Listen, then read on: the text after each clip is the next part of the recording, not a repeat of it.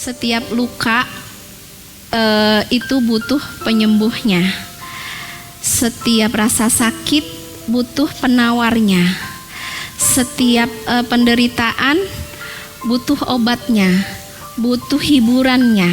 Makanya mungkin doanya ya, ujburni. Ujburni itu artinya hibur aku. Gitu. Ini menyakitkan dan aku butuh hiburan. Bener nggak? Ini bikin aku menderita dan aku butuh obatnya, penawar, penyembuh. Makanya untuk kita bisa healing ya, kita banyakin SPF. Apa SPF? She pray first. SPF, bukan begini ya. SPF. She, untuk healing cepat biasanya kita harus she pray first. Doa duluan, langsung ketemu sama Allah. Termasuk tadi ujburni, berikan aku hiburannya. Ini menyakitkan, yes. Jadi teman-teman jangan enggak, ini tidak menyakitkan, ini aman, aku kuat, I am strong woman. Ya, oke, gak apa-apa kalau memang benar-benar kamu strong woman. Tapi juga tidak apa-apa ketika kamu lemah. Gak masalah ketika kamu nangis. Gak masalah ketika kamu udah gak kuat, gak masalah gitu. Justru ketika kamu vulnerable, kamu lemah, kamu rapuh, kamu akan mencari sumber kekuatan. Dan itu Allah. Ketika kamu patah, hancur, sayapmu patah, hatimu patah, kamu akan mencari sumber obatnya dari Allah. Jadi jangan pura-pura bahagia, jangan pura-pura kuat, karena kepura-puraan itu kadang-kadang kekuatannya tidak lama ya. Jadi memang kita harus dive deep. Kita harus menyelami diri kita, benar-benar kita healing, kita sembuhkan apa yang paling menyakitkan. Nggak apa-apa gitu menangis, nggak apa-apa merasa kok aku selemah ini ya. Rasul Shallallahu Alaihi Wasallam beliau healing juga ya. Beliau yang pertama beliau lakukan adalah deep dive. Jadi menyelami diri kita. Allahumma inni ashku da'fa quwati. Ya Allah, aku curhat. Aku mau curhatin atau aku mau obrolin atau mau ungkapin, aku mau ngadu. Ashku da'fa quwati. Betapa lemah kekuatan yang aku miliki. Lemah banget. Pertahanan yang aku miliki, kesabaran yang aku miliki.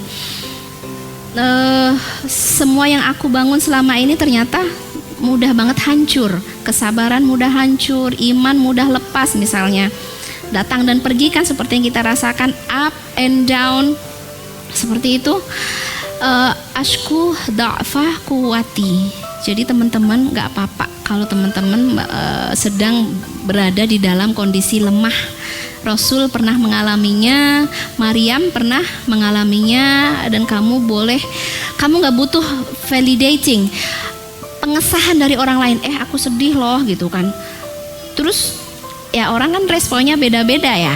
Ada yang aduh sedih banget ya, itu pasti kalau aku nggak kuat gitu. Ada yang punya komen begitu. Ada yang komen, kamu mah gitu aja baper. Coba kalau kita mendengarkan ada orang yang seperti itu, banyak orang-orang yang ketika kita curhat ke manusia, omongannya itu nggak supporting banget. Gitu aja baper gitu. Kan ini la yukallifullahu nafsan illa wus'aha. Itu benar banget gitu. Tapi momennya jangan ucapkan saat orang lagi broken. Saat orang lagi broken tuh ya udah, dia cuman butuh didengar, diperhatikan, dinyamankan, dibuat dia nyaman, dimengerti keinginannya, diikuti kebutuhannya. Sama ketika kita treat orang lain atau men-treat diri kita sendiri, memperlakukan diri kita dan memperlakukan orang lain itu sama ketika sedang emosi. Apa tadi? Nyamankan hatinya, nyamankan. Oke. Kamu saat itu butuh apa? Butuh nangis, nangis.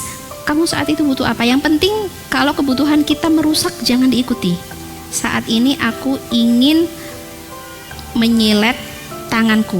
Nah, ini bukan kebutuhan. Ini sudah destruktif, sudah emosi yang merusak. Saat ini aku ingin pergi ke dukun santet, misalnya ya. Ya kan? Itu fix ada gitu. Oke, hold, tahan ya, karena itu bisikannya banyak. Saat ini aku ingin berbuat makar. Saat ini banyak loh, karena emotion ini energinya banyak. Dan ketika orang emosi, dia bisa melakukan apapun kecuali ilaman rahimah rabbuh, kecuali orang yang dirahmati oleh Allah. Dia akan tetap dijaga oleh iman, dia akan tetap dijaga oleh takwa, dia akan tetap dijaga oleh akhlak, dia akan tetap dijaga oleh para malaikat. Makanya nyamankan dulu ya. Kalau lagi emosi nyamankan Rasul gimana sih kalau misalnya anjuran beliau ketika kita tidak nyaman, kamu lagi emosi sedang berdiri, nyamankan, duduk. Oke, sudah lebih nyaman? Belum nyaman, masih emosi, boleh tidur, nyamankan. Enggak, ini enggak bikin aku nyaman. Oke, boleh wudhu. Belum nyaman, oke, boleh sholat. Belum nyaman juga, oke, boleh curhat ke Allah. Meminta validasi dari Allah. Karena kalau kita meminta validasi, pengesahan dari orang, kadang-kadang orang bukan ngasih solusi, justru ngasih komen-komen yang nggak enak gitu. Kamu kan udah lama hijrah, kenapa kamu mental tahu? Ayo, oke. Terus orang kalau udah lama hijrah nggak boleh punya emosi gitu. Kamu kan ustazah, kenapa? Gitu-gitu tuh, yang kadang-kadang membuat kita tidak semakin nyaman. Makanya you not need validating but from Allah ya. Kamu tidak butuh validasi dari manusia ya. Hanya Allah saja yang kamu butuhkan, kecuali kamu memang punya teman-teman yang memang support. Makanya salah satu cara mengatasi emosi yang sangat baik. Kenapa kita emosi? Karena kita tidak align, tidak sejajar dengan manusia yang sedang men-trigger kita. Kenapa kamu emosi? Karena aku, misalnya gini, kenapa kamu sedih? Karena dia berjanji dan tidak ditepati. Boleh nggak sedih? Boleh banget. Sah nggak sedih? Sah. Karena kan kita pegang janji. Ketika janji itu tidak tepati, kita sedih dan kita marah.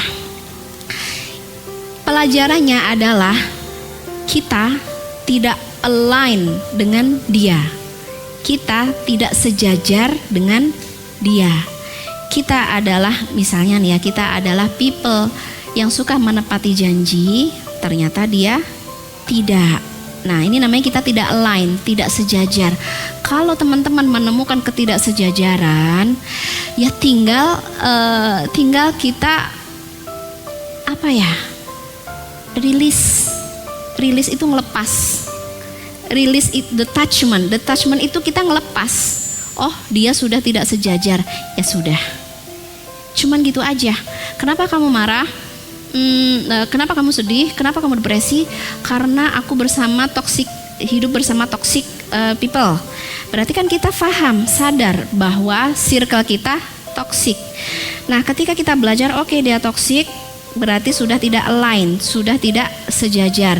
Nah, kamu harus bisa melepas circle itu, detachment, lepas, bebaskan, dan kamu harus bisa berani, courage, punya keberanian untuk melepas yang buruk dan mengambil yang baik, mencari yang terbaik, mencari yang sejajar, mencari yang mau menepati janji, mencari yang tidak toksik, mencari yang supporting, mencari yang yang itu tadi, yang bisa membawa kita kepada tujuan kehidupan kita.